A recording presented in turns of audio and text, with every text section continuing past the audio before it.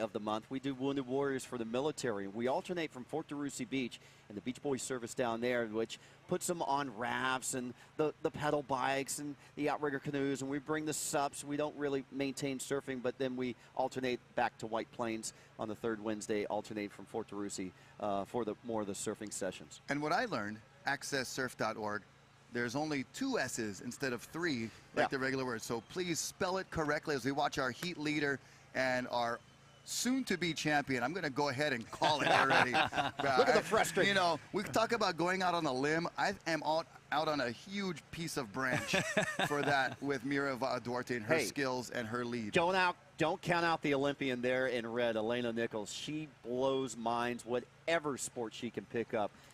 I can appreciate that very much, but there's the horn, Bo. Okay, I'll give it to you, Rocky. I was just going to give you that same thing, Bo. I was gonna let you guys know she's been surfing a lot. Elena Nichols, that is. She just got back from a trip from Mexico with her surf team, the High Fives crew, out of Truckee, California as well. So shout out to all the High Fives guys, and Elena's doing well here, and we'll get the final results here in 1 second. And we'll check out a heat recap, Bo. We saw a lot of close calls out there with interferences, but great surfing. Yeah, that was more in the men's division. There were some close calls here, but Mira Duarte was right on rail here. She was all over this wave. Love the weight distribution. Love how she interprets her paddle into her surfing. Yeah, and we see more from Mira, and that was a close call right there. One of the ones we saw that could possibly go down as an interference, but Elena gave it a good charge, John. She did. I liked her style on that one, and again, she had that class in the beginning of heat, avoiding that interference and just going left, so good for her. And we'll be right back with more into our next division, the Women's Stand Division, on the final day. Hawaii Adaptive Surfing Championships brought to you by Access Surf. Stay right there. More hot action to come.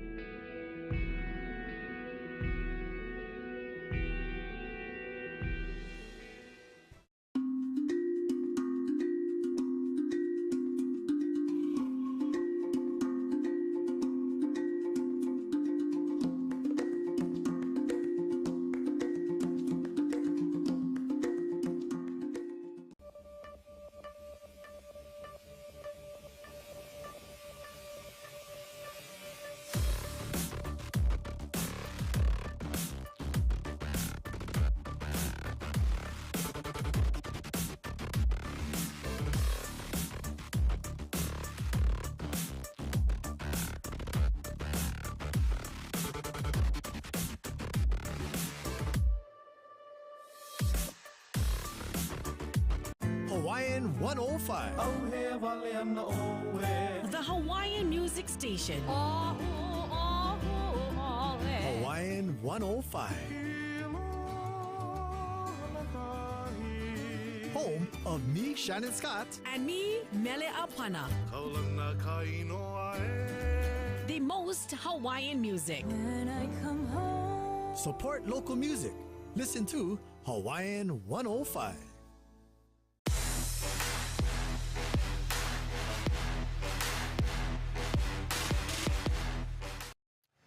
Welcome back to the Waikiki Beach, Kuhio Beach to be specific, for the Duke's Ocean Fest, brought to you by Outrigger Hotel and Resorts, and also the Hawaii Adaptive Surfing Championships on display here. Hawaiian flag being waved proudly. That's Coach Chris. Yes, sir.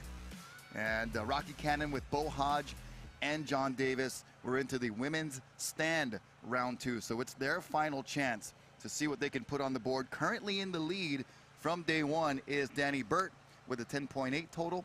3.94 second place position for Faith Lennox in the yellow. As we see our volunteers working hard to get Mira back up the beach. You see that amazing adaptive equipment, not only with the wave riding vehicle, but also the equipment to get our athletes up the beach. in third place with a 3.93. So 0.1 tenths of a point, or what is it? 1/100th. 1/100th of a point. Charlotte Banfield in the black from Great Britain in third, and bringing up the rear, looking for some opportunities. Hawaii's own Darian Hayes with a 2.1 total. So this will be interesting because everybody is in within striking distance of Danny Burt, John. You got it. Danny is just such a fierce competitor. Her years of surfing have been just a progression of just a constant line straight up into the sky as she pushes the sport for adaptive surfing for the women. Of course, a below-the-knee amputee as a result of that motorcycle crash back in 2004. So she's got 14 years of experience here with this disability, working on her prosthetic, working on her equipment, and it shows.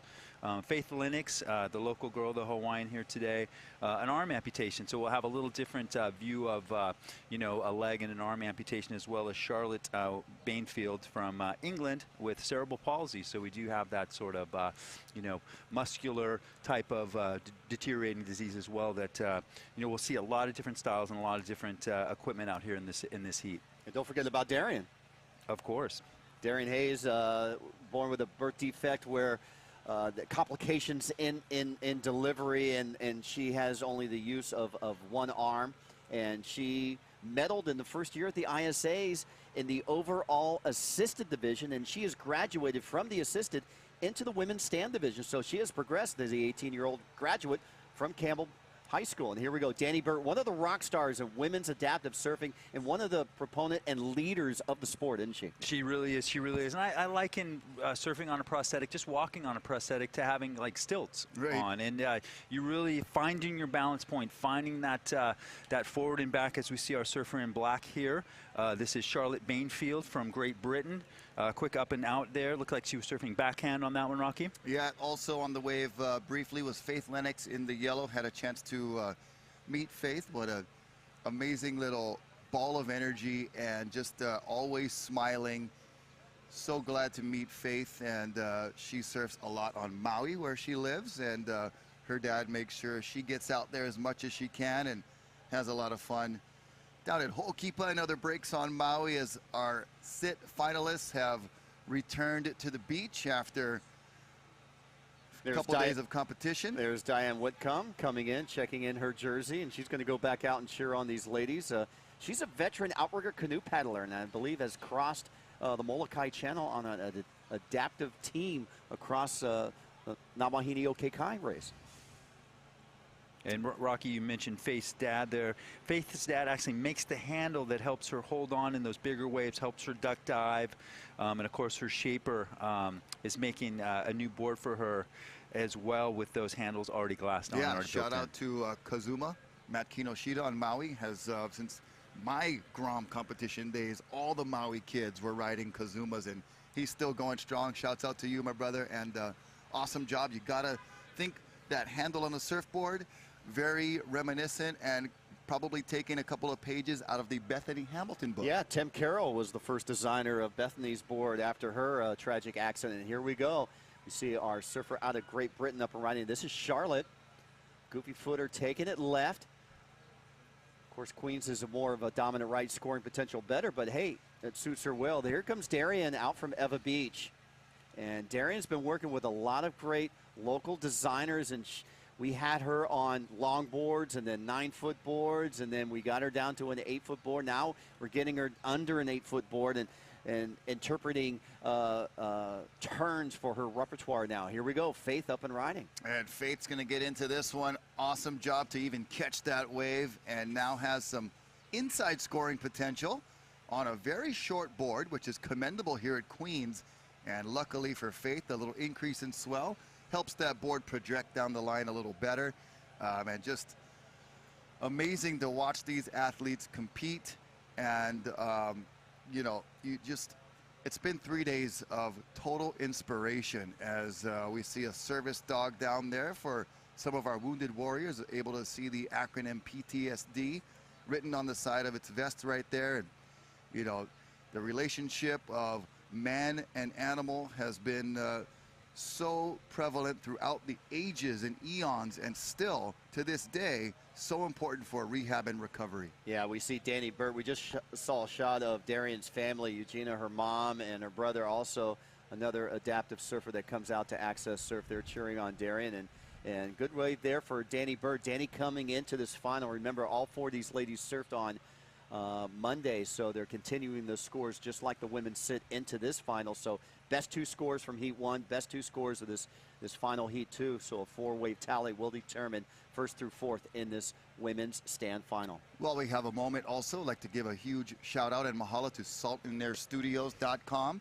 with Mike Prickett and the crew doing an amazing job. You know, they gave us the Hui Shootout coverage, the Buffalo Big Board Classic for the first time ever, making history there, and a bunch of other projects in the works. And we're, you know, kind of making history here with this broadcast, a 3-day broadcast of Access Surf. I know in the past we've had, like, you know, 1-day expression session, but we've grown so much as an adaptive surfing sport that now we have 3 days of broadcast, over 80 participants and athletes from around the world. Salt and Air Studios, much mahalo, and thank you very much for all of your hard work. Well, visit saltandairstudios.com. There's Mark Mono Stewart. He'll be in the Neil final, and that'll be the last final of the day. He's a living legend. He works for Mark Richards Designs there from Byron Bay. So Mono, one of the best adaptive surfers in the world. And John, you and I have both worked at the ISA events. You know, they webcast adaptive surfing events, as we're doing here at the Hawaii Adaptive Surfing Championships. This sport is growing leaps and bounds each and every year now, isn't it? It really is. It really is. Having that Stance ISA World Adaptive Championships in La Jolla coming up the 12th through the 16th of December. We're looking forward to those dates. We're looking forward to bringing the world to La Jolla in California, just like we do to Hawaii here, Bo. And when you bring the world to Hawaii, just like a Paralympic Games or Olympic Games, it changes the dynamic of that community. That community gets to see it, that community gets to talk about it, and then they get to spread that the information to their friends and family. Also, Chaka Webb and Stoked for Life is putting on in the first weekend of October the U.S. Open of Adaptive Surfing Championships, with prize money given to all divisions of the competition. It is a great opportunity, rider-driven event and a rider sponsored event, and it's just one of those events where the athletes have a great time, everybody just enjoys being down there, and the competition is absolutely fierce. So Red, implementing the board caddy like we do at Sunset Beach on the North Shore, having a coach or a supporter out there with them, and looks like Danny Burt jumps on something a little bit different to adapt to the conditions. And Bo, you brought up a great point with the growth of adaptive sports. We had that kind of symposium the other day. Danny Burt obviously leading the charge, and Yoshida, Access Surf, Challenge Athletes Foundations, ISA, all these great organizations getting together. Potentially a world tour, an adaptive surf league world tour is coming into kind of shape here, and the possibilities and the waves that these athletes are looking at, it's going to just be one of those groundbreaking moments in adaptive sports. Well, Darian Hayes in this final, the surfer in white, just recently came back from South Africa competing in the South African Adaptive Surfing Championships. Australia's on the map of a possible event. They were going to have one this past summer and didn't fall through, but they're starting to grow events around the world. And let's watch Darian here.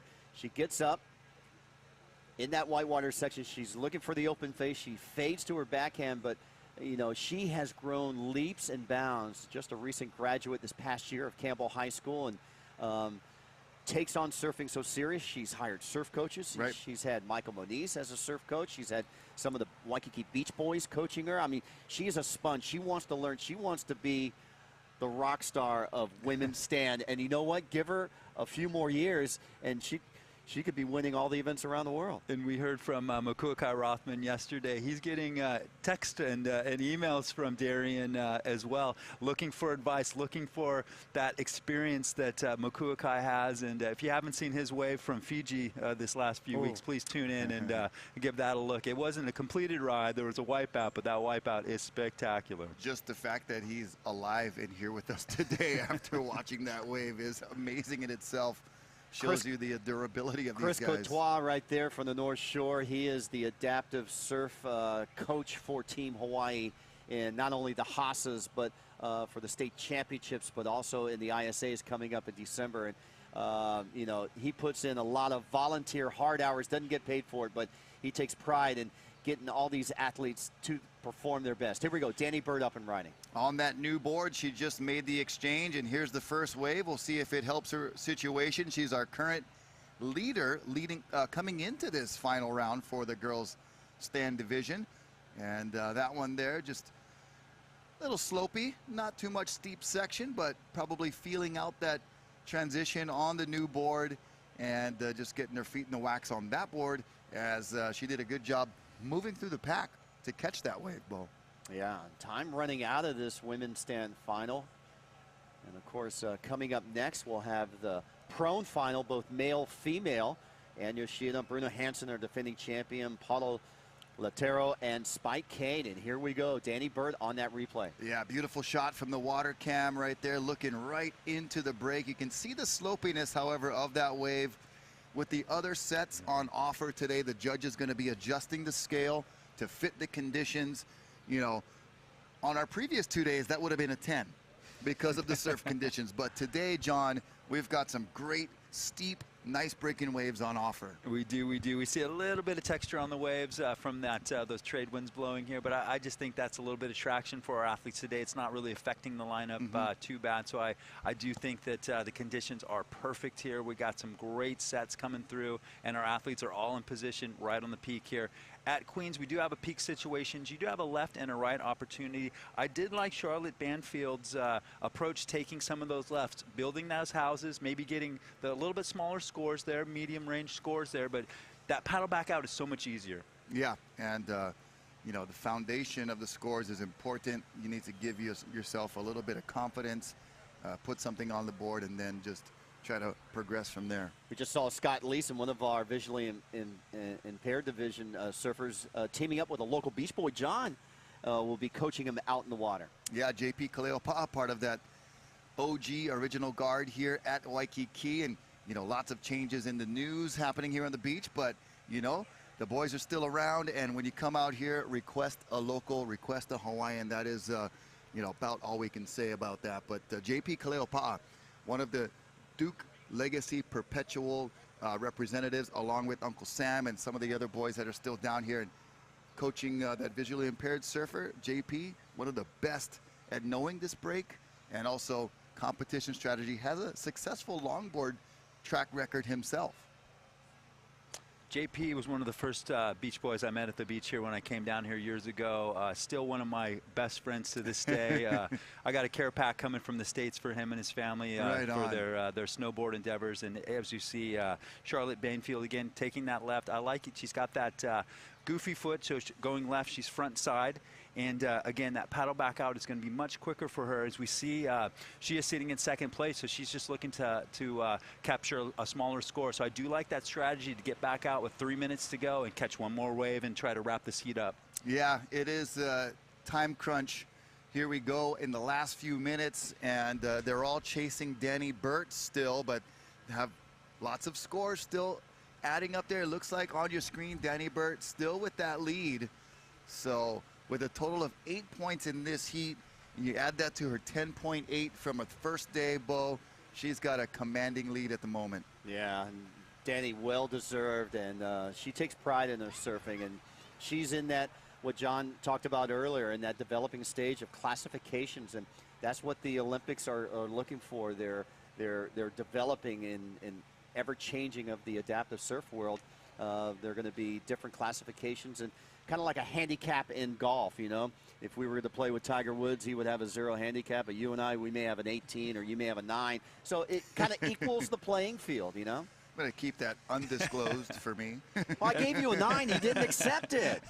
I would be, yeah, I would be. Okay, you're a 99. Okay. You want a 99 or a 9? Well, you know, if we're gambling, I'll take 99. 99. And I am seeing a lot of our women competitors here. A lot of them are younger. A lot of them look up to the Elena Nichols and the Danny Burts, who are a little bit older, have a little bit more established life experience. But most of them that I'm reading here, all of them are talking about, I would love to see the adaptive surfing in the Paralympics, both from Elena, from Faith, from Victoria Phage. I'm just seeing that consistently on this. Where do you think adaptive surfing is going in the future? I like to hear that, because that pointy end brings development, it brings funding, it brings resources all the way down into those grassroots programs and getting people in the water. So I think that you know, the Paralympics is a great avenue for adaptive sports, especially in the women's division. There will not be a Paralympics in 2020 at Tokyo because surfing is an exhibition sport. It's not a full-fledged sport. Surfing will have to reapply for status coming up in Paris in 2024. If it gets accepted as a full-fledged sport, all full-fledged sports have adaptive sports in the Paralympics, and all Paralympics are done, what, a week or two after the current Olympics wrap up. So it's a little bit of like chicken or the egg for the 2024, because, you know, in order to be accepted as a sport, you need a correlated or mirrored Paralympic sport. Thankfully, we're developing at a time where I think it could work out perfectly, like you said, John, that pointy end of the goal right there. As we work towards a goal of having surfing permanently involved in the Olympics, we require the partnership of the Paralympics and the adaptive surfing side. So I think it's leading all in the right direction. You got a multi-medalist from the Paralympic Games in alpine skiing, Elena Nichols right there, and of course from wheelchair basketball, the only woman to multi-medal from summer and winter.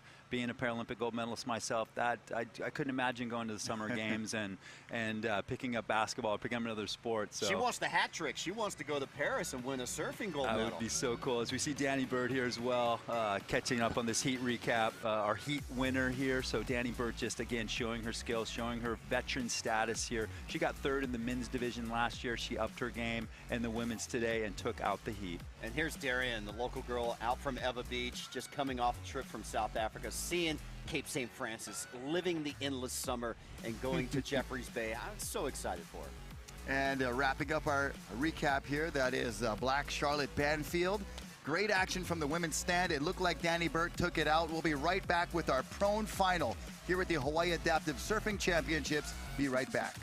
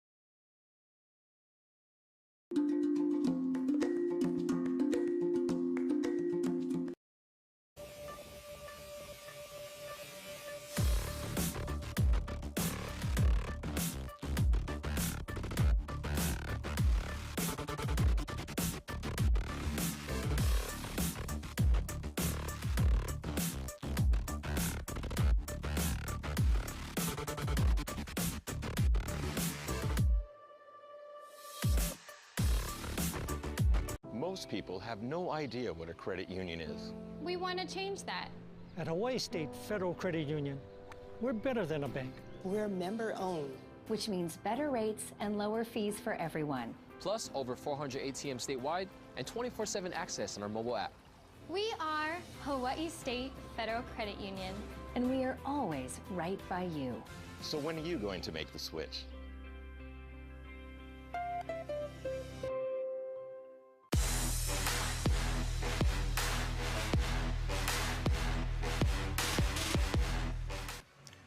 Thank you for joining us. We're live here in Waikiki. It's the 2018 Dukes Ocean Fest, and it's finals day for the Hawaii Adaptive Surfing Championship. Straight into the prone final. As we see two riders taking off. Ann Yoshida's in the red jersey, and Spike Kane remaining on the wave here in the black jersey.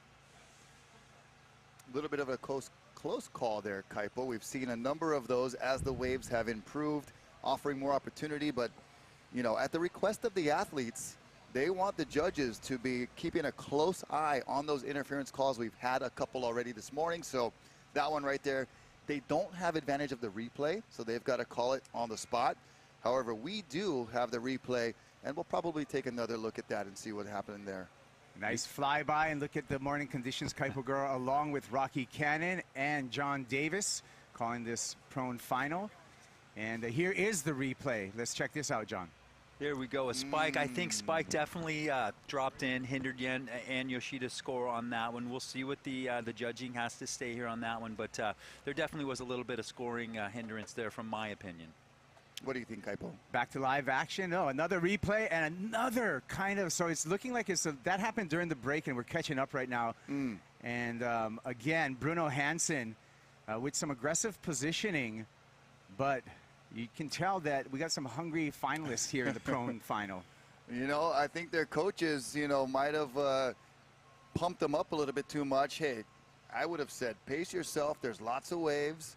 You know, don't risk the interference. If you're unsure, pull back. And, you know, you can see some of these competitors a little over anxious for these waves, John. And having a co-ed event here as well. Ann Yoshida, our female competitor here, against Bruno Hansen from Denmark.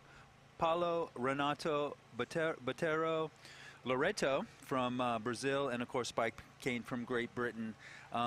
Ann's approach out here, she is a local. She knows this breaks very well. She knows where to sit. These athletes, when they go to paddle for the wave, it's a go, go, go type of an experience. You need to dig as hard as you can to get on that wave, as their paddling is a little compromised without that, you know, arching of your back, maybe potentially in some of those other maneuvers. As we see Ann Yoshida here, she really can't arch her back, and she was talking about this the other day. She'll use some padding sometimes under her chest to get that arch going, and that really helps in your paddling to get that arm up and out the back and up and over, so you can really get that purchase. So when she's going, her head is down, and a lot of these athletes, their heads are down. They need to have that peripheral awareness. Yeah, John, we noticed with the equipment for these prone athletes, a lot of the surfers having that foam wedge underneath their chest, maybe for some leverage as we're having fun in front of the camera. And that is Bruno's girlfriend, and he's out there in the white jersey, and she's a little cheering squad on the beach. But another shot of the athletes, and we can take a look at some of the equipment and how those foam pads help with some of that paddling leverage. You mentioned that angle, John, of where your hand enters the water in the paddling and the shoulder angle. When your chest is down on the board, you have to bring your arm that much further out the back, which, you know, for your deltoid, for your shoulder muscle, a minute change of angle can really affect the energy level and the strength. We see it. Just to let you know, some of the minor glitches you're seeing on our broadcast coming from our director, Bretta David, is because NOAA has crafts and things out there testing the pressure and the elements of the incoming storm. Wow. Wow. We had a kind of a cool vision with the stealth bomber, but now we're back to look live. At this cool vision. Live with Bruno Hansen riding. Bruno's been a standout. He's been a... There we go. That's the shot that we're looking for. And just... salute to our men and women in uniform and our armed services, keeping us safe, allowing us freedom to participate in what we do today. That is an amazing sight. Thank you very much to all our men and women at the armed forces, as we see our surfer in yellow, Pablo Renato Botero Loreto from Brazil, drop in, and just a quick ride for him, a quick in and out. He's just getting set here. We still have the majority of the heat left to go. We're looking for a catch-up here from our judges, a priority and situation update here of where we are at with our scoring. But every athlete, it looks like, has had a ride so far, so that's good to get everybody up and going. This is one of our divisions that is the elimination type of final. So these surfers advanced through heats to be here, and that is Ann Yoshida. We could do a full show, couple hours long, on just her accomplishments, her road to recovery, and also her upcoming induction to the Hawaiian Waterman Hall of Fame coming up on Thursday, tomorrow, down at the Outrigger Canoe Club. And she was up here talking about it. Surreal, sobering, humbling. She's so appreciative and so deserving.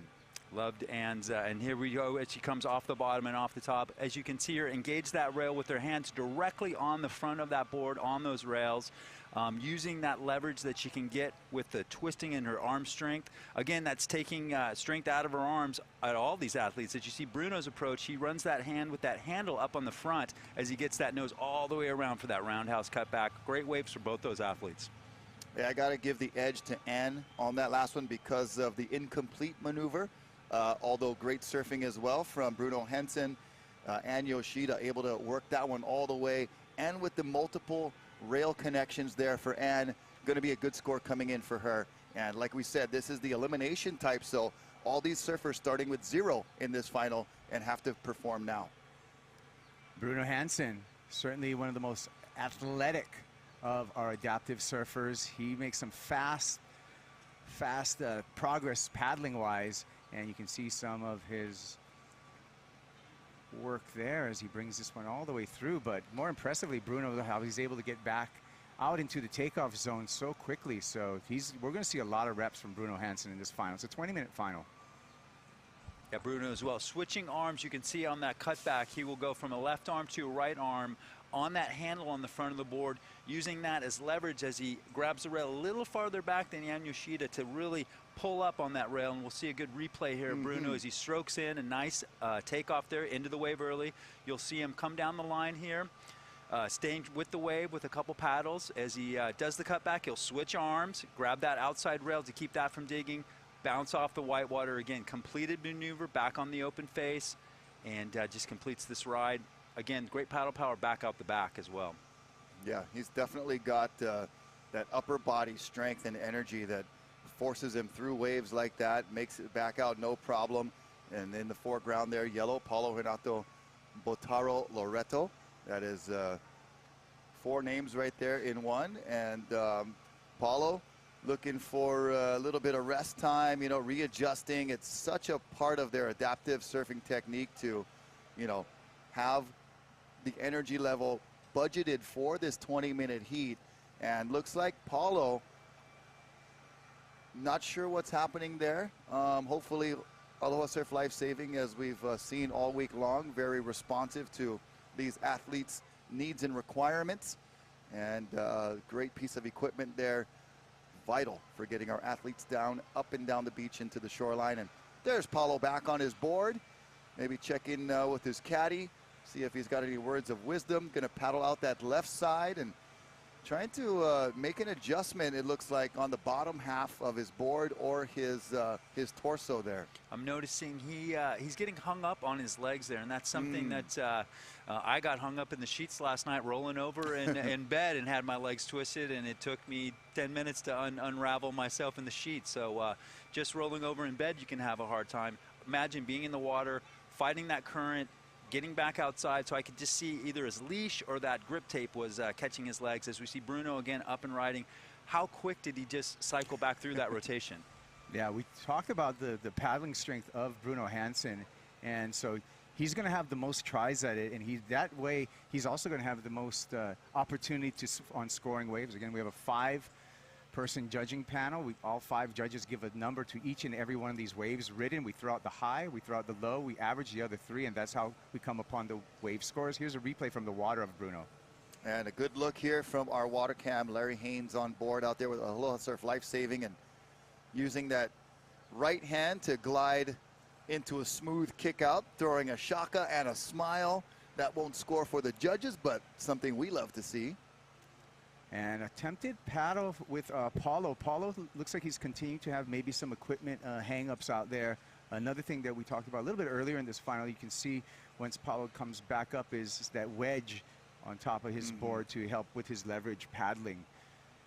But John, you said, you know, sometimes some of our competitors, they have their legs strapped together to keep them, you know, centered on the board. But, you know, that adjustment in the water isn't necessarily an easy thing to do, is it? It's very difficult to do. The Velcro will not be as sticky in the water. As soon as you do everything on land, as soon as you get in, you want everything to be dialed and not have to worry about it in the water, because the water just throws you off no matter what. Anne Yoshida mentioned to us yesterday when she was in the booth, she's working with Reef. Her design for a it's kind of a pair of pants with a built-in strap on the knees that's actually sewn in and built in. Her design was chosen out of many designs at this, I guess it was a contest that Reef was sponsoring. And so Reef is going to be designing and building, manufacturing a garment for her that stays on in the water, that has the built-in strap around the water, because we were talking about her surf session at Ayukai Beach Park, where as soon as she was launched, her pants disappeared. And so she had a couple sort of wardrobe I love issues how you put her on the spot yesterday. That was so hilarious, just from a candid standpoint. And you guys know each other well enough to be able to bring that up. Yeah, she's such just a neat competitor. And we've been having the chance to talk in the evenings here. I'll give her a little call to kind of just check in. I just love being in the islands, love being on island time, and love just checking in with my good friends here. As we see Bruno Hansen again, just another easy stroke in here, saving his energy as he gets down the line. I'm looking for a cut back. He's going to keep that right arm forward this time as he bounces off the white water there, comes back around the section, and he's looking to just finish up on the little reform here. We're seeing some reforms going all the way through today, which is great. Queens has just turned on, and our competitors, I know, are excited to show their stuff. As again, we see Black up and riding Spike Kane, and Spike more of a quadriplegic, a lot less arm mobility than Bruno Hansen. No less ability once he gets on that wave and in that power spot there. As Spike continues through the inside as he's looking for a little more open face. Again, that same technique as An Yoshida with his hands directly on the rails, side to side, giving him that leverage and that power to engage those rails for speed, power, and flow, what the judges want to see. Yeah, Spike, he's had to come back from a long day yesterday. He spent multiple heats in the water as well as surfing with the stars, Spike Kane. So he had a busy day, last day of competition, and we'll see if he still has the endurance here on finals day. We're over halfway through this final heat. It's a 20-minute heat. An Yoshida's on our screen right now. We're talking about her earlier. She's in the red jersey out there as we have a vision of An. She's going to pop up behind this wave. And there's An Yoshida. Good look at her positioning there as we go to the replay here. Spike Kane, great positioning right at the peak. The judges are going to like that. Right in the curl, right in the power pocket of this wave as he goes for the cutback to stay in that that power zone, that power pocket of the wave. Again, a nice long ride here at Queens as we do see Bruno Hansen on his replay as well.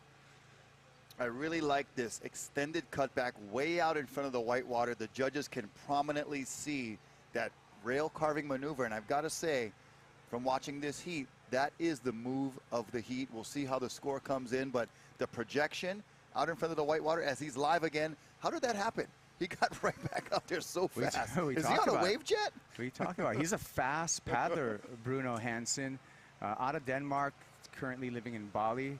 John, you told us about him living in a treehouse, actually. So talk about, you know, hey, talk about being adaptive, being able to climb up into the treehouse as well. What an inspirational character. And our current finals leader, Bruno Hansen, out there in the white jersey.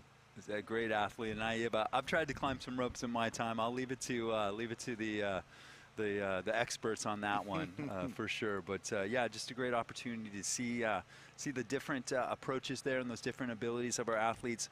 Once they get on the waves, they're competitive and equal in their ability. Great opportunity to show us the amazing merchandise that goes 100% to support the Dukes Foundation. Go to dukefoundation.org. If you're watching on Spectrum, explore.org, surfline.com, saltnerstudios.com. Please visit the dukefoundation.org website or get down here to the beach today because that is highly collectible memorabilia, souvenir opportunities, and also good cause. Duke Foundation doing so much for Hawaii's youth, millions of dollars over the years, scholarships, grants, other nonprofit disbursements, all from the Duke Foundation. Outrigger Hotels and Resorts, awesome job with that foundation, helping the legacy of Duke live on. A little bit of break in the action here. The horizon nice and clear for now. And I know you guys have been following the news on your phones, on the TV, on the radio, as I have been, and I'm sure the entire state of Hawaii has been tuned in. And we just want to make a mention to be prepared you know, it is going to pass very close to us, this hurricane lane, as we're watching the scores pop up on the screen. Kaipo, you've kind of got the best view for that right there. Looks like White in first from here. And White riding, this is Bruno Hansen. He's got a commanding lead right now in this final, so things are looking to go Bruno's way. We're down to just 1 minute and 10 seconds. It could be a foregone conclusion at this point, given the point totals for the rest of our finalists. And Yoshida's currently in second place. Spike Kane is in third, but it looks like it's going to be the Bruno Hansen show as we come through the last minute of this prone final. That second wave of An Yoshida is a 6.5. Bruno Hansen's high wave here looks like a 6.83. He's got a pair of 6.83s. An Yoshida with one final wave with 45 seconds. She'll be looking to get in that lineup. She is our local here. She knows this break very well, so we're looking for Ann to be in position for a set if it comes through. Interestingly enough, we started this final with a couple of surfers on the same wave. It looks like none of those interference calls were called within those first 3 minutes of the finals that we thought was kind of questionable. Now we're down to under a minute in this final, and it looks like we're going to be crowning Bruno Hansen the prone champion at the Hawaii Adaptive Surfing Championships. You know, so far we've had dominant performances by the single athlete who has finished in first, and it's been very clear cut for us up here in the booth who the winners are. So with that, we can say congratulations so far to all of those who have finished in first, and it's been very dominant performances. But An Yoshida locking up the runner-up position in this co-ed final, the prone final. And with that, she'll be on her way to a great honor tomorrow. An Yoshida, huge congratulations from all of us here and all of us at the beach. So happy for you. So deserving of that Duka Hanamoku Outrigger Waterman Hall of Fame induction coming up tomorrow. I know you have some friends as well, gentlemen, in being inducted here. What do you think is going through their minds, and as well as An Yoshida's mind? It's quite an honor as we're checking out our heat recap. And we saw some of the beginning tangle up right there. It didn't affect the final situation because this final was all John Hansen. An Yoshida put up a great wave right here. John, you said it was a 6.5, so she was right in the running through this final. But at the end of the day, at the end of the final, was this man, John Hansen, who's going to be our champ. You got Bruno Hansen once again. Sorry. No problem, no problem. And stay with us. We'll be right back to the Hawaiian Adaptive Surfing Championships.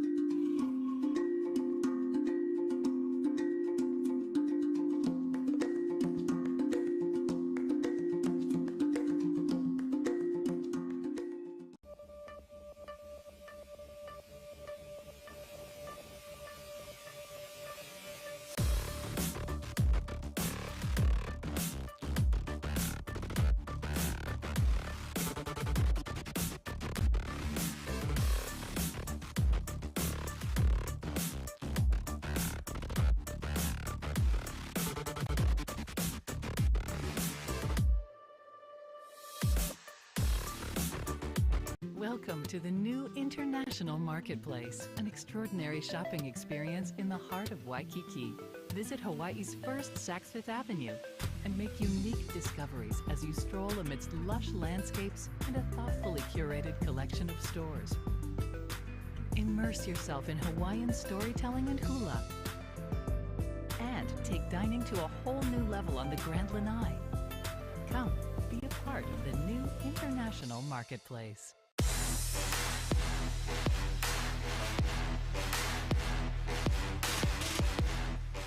Back at Waikiki for the Hawaii Adaptive Surfing Championships. Thank you for joining us here, all part of the Duke Ocean Fest 2018. Beautiful flyaway shot showing the pristine conditions here at Waikiki Queens Surf Break. And we are into our visually impaired final on finals day. Kaipo Guerrero along with Rocky Cannon and Beau Hodge. We're going to talk you through the action here. And this final, Beau, involves teamwork, right? Yeah, well, we have visually impaired, blind. Not everybody's 100% blind. Some people are maybe 70%. We've had some blind surfers at the Oceanside event last year that was like 20%, and this guy was full carving, but he was partially blind, and it really didn't seem fair. But I think pretty much all four of our competitors here are pretty much 100% blind. But what we wanted to talk about was the teamwork here, Beau. Yeah, so, you know, imagine closing your eyes and going surfing. Blindfolded. Yeah, how scary is that? But they have a coach. Now, the coach doesn't paddle for them, but the coach gives instructions. It'll go paddle right, you know, take off late, paddle left, duck dive. Okay, here comes the whitewater. Wow. And let's watch an example. Here we go. You can see Josh here. He's got some mobility and some vision here. That's Mark Fromston. Yeah, Mark Fromston, excuse me. And caught that wave in the epic part of the wave. Really nice replay up for red as well. That's Josh Loya. Yeah, this was Josh Loya. Josh took a different tactic on Monday. He actually surfed at Baby Queens, where we had our other three surfers kind of hindering themselves out in the lineup. Let's watch Josh here again. Different angle of the same wave for Joshua Loya. But and in the white jersey is Matt Fromston, who Matt was weaving down the line. Yeah. So Matt has partial visual, and he's not 100%. So 3 of our 4 visually impaired are severely blind. But yeah, the coaching is so important. And I was talking to the coach of Josh. Their plane was delayed. Their taxi was delayed. Oh my goodness. They got here, and that's them in the red. They got here to the Hyatt 20 minutes before their heat. They were so stressed out. And then they saw that there was no surf, and they were smart enough to go to Baby Queens. And you look at the scores that we have on our sheets.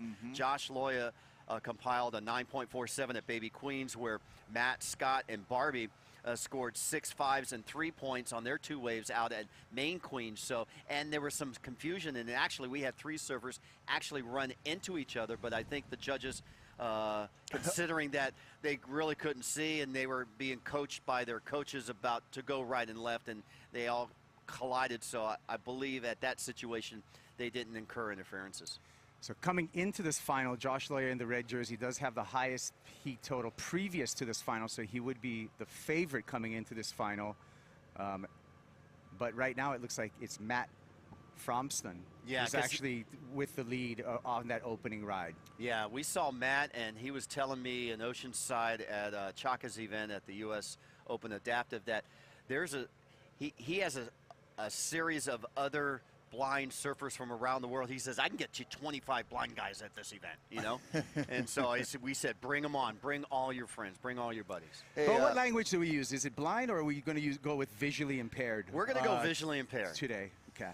And this is another one of those non-elimination events where they have 2 heats to surf, and this is their second round. So more of that shootout Eddie Aikau format, the non-elimination, where they've surfed around already. They've amassed those scores, and now they're looking to add to those scores they've posted on day number 1. So as we look at the next couple of finals, it's going to be harder for us to determine the winner, because it's going to be a lot of math, because it's going to be the previous heat score combined with this heat score. Correct. That's going to give you the leaderboard top, and then that's how we're going to crown a champion. So if we can't get to any of the final standings today, remember, you can always visit access.org. Accesssurf.org. Accesssurf.org, and you will have all of the results there as this Hawaii Adaptive Surfing Championships concludes. I want to remind you guys that it'll be replaying on surfline.com, and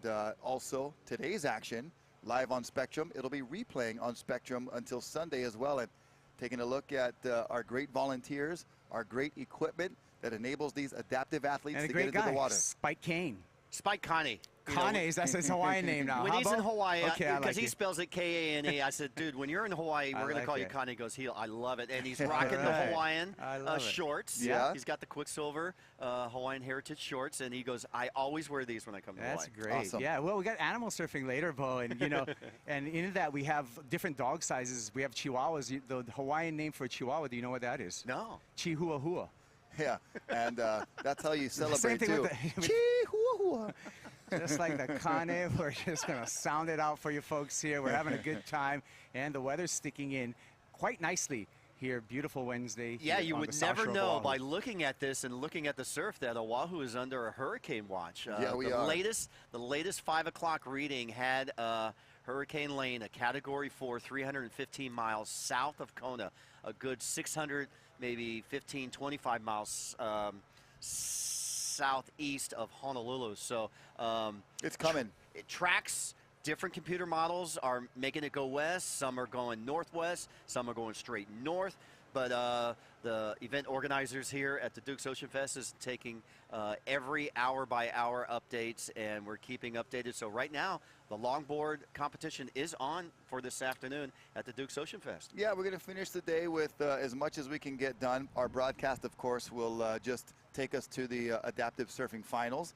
And so great to have the Hawaii Adaptive Surfing Championships live on broadcast, showcasing the abilities of these athletes, and just the inspirational stories we've been hearing over the couple days has been amazing. And here is Yellow Scott Leeson up and riding his coach, a little Waikiki Beach Boy legend, JP Kaleopa'a, out there helping him out. But look at Scott go all the way through to Baby Queens. He might even make the connection. So you know what? That is just using basically your sixth sense. Yeah. Scott has no sight at all. So that is, talk about inspiring, and talk about, gosh, just like the chicken skin moment. That was blowing me away, how he was able to stay on that swell just by feel, Bo. And you saw his front foot. He was totally off balance with that front foot, and you could see him fighting it, but he didn't want to move that foot because he was up and erect. He was like, counterweight, counterbalance. He can't see that, the center board, that line down the board. So credit to Scott, and Scott is a character. Let me tell you, at the athletes briefing, we were going, if you're okay, I want you, and Scott goes, put your hand on your head like you're doing right now. I go, and he kind of broke the ice amongst all the athletes. I mean, here's a replay of what you were talking about, Bo. Used that hand as a counterweight and then found his balance with his body, but did not move his foot because he did, he figured, hey, I'm up and standing. It ain't broken. I'm not going to try to fully fix it. I'm just going to ride with my foot a little on the edge, and gets a connection all the way to Baby Queens. And here we go, paddling alongside. You see, not pushing. These surfers have full mobility of their upper and lower body strength. It is just the vision that is impaired. And out the back, it is black and white, and they do an amazing job. Look at White getting in the barrel. Wow. Matt Fromston avoids collision, glides right over the tail of a fellow competitor, Barbie Pacheco, and then stands in the right position and gets barreled. Rocky, since we're doing a leaderboard type of format in this final, Matt Fromston coming in with a 6.33 was second in the standings coming into this final, but I think he's more than made up for that once we saw his first wave and his second wave. So he is just chalking up some points, isn't he, Bo? Oh, yeah, and he was very vocal during our athletes meeting. He was technical, wanting to know the intricacy of how the judges are going to call priority without the priority indicators on the tower and things like that. Let's watch Josh here just dismounting on his last wave. Yeah, well, the priority colors on the tower would not help them. And they're just so far out in the ocean that the audio is still even hard to hear. So they had to do away with a priority situation, but use the traditional closest to the curl criteria. But I would love to see, as we get queued up here, the replay, the drop-in was perilous in itself, and then Matt comes around the corner and gets a Queen's barrel, first of the contest, and I gotta say, it's gonna be in the excellent range for scoring. Well, he could have easily run over Barbie right there in black. Yeah. I mean, he avoided that confrontation smoothly without sight. There might have been some divine intervention right there. Yeah, and look at the shot from the jet ski. We don't Boom. see that often in a jersey at Waikiki, but we do see that often at Waikiki on an everyday basis, but near collisions, very rarely, or two brides in with the jerseys on. But a good job by Matt to control through that wave. Yeah, and you see our visually impaired competitors, half of them are wearing helmets just for their own safety from their own equipment and other equipment that they can't avoid. It's a good idea. Yeah. So the team's lining up and doing a download right now, and you know, probably talking about positioning, talk about what you want to do on the next wave, and kind of giving you some clues into where you want to be sitting on the reef right now. We see widest over there is Joshua Loya in the red jersey. But I think so far, Matt Fromston's been the standout in this final. Now we're going to get caught up with some numbers, and as we suspected, that last ride for Matt Fromston, it's a 1 to 10 scale that we use. Matt with an excellent score of a 9-point ride, so he is way out in front. Wow. Yep, just getting the word. We do have direct contact through text message with one of our judges up there, out of Chi-Town, and getting some of the interference updates and the scoring update. 9.0 comes through, and he has overtaken Josh Loya, who previously held the lead from round number 1. And here we go, set approaching on the midsection of the wave. Coaches positioning themselves and trying to squeeze on that outside corner with Scott Leeson. But here we go, your finals leader, or at least your current division leader, Matt Fromston, trying for a cutback, digs a rail. Here goes red. That is Josh Loya. Love the style here, guys, you know? Yeah, very stylish looking, in control, centered up on that board perfectly. For somebody who's visually impaired, it is all about feel. And how cool is that? Surfing at Queens and the Hawaii Adaptive Surfing Championships. Well, imagine blindfolding yourself and going surfing. And that's the one really impressive thing about, as I see Josh come through that wave, he reads that wave and he reads that swell energy completely by feel to make that connection right there. And that is, like I said, it seems like it's almost a sixth sense that these surfers possess. Would we be able to team up, Kaipo, me and you, and Junkinepo, who wears the blindfold? Sure. And who's the coach? Sure. And go out and surf? I mean, I would imagine these guys would kick our butts because they're so used to it, but it'd be fun. An interesting dynamic, because you can put yourself into their shoes, into their board shorts, and try that. I mean, it is so much respect to these guys and girls that are out there with the visual impairment and riding waves. Just, you know, use the force, man. Luke Skywalker put down the blast shield, bang, no problem with the lightsaber, use the force. Here's Josh Loya using the force. On that replay, like we said, beautifully positioned, great style. Everything is going by feel.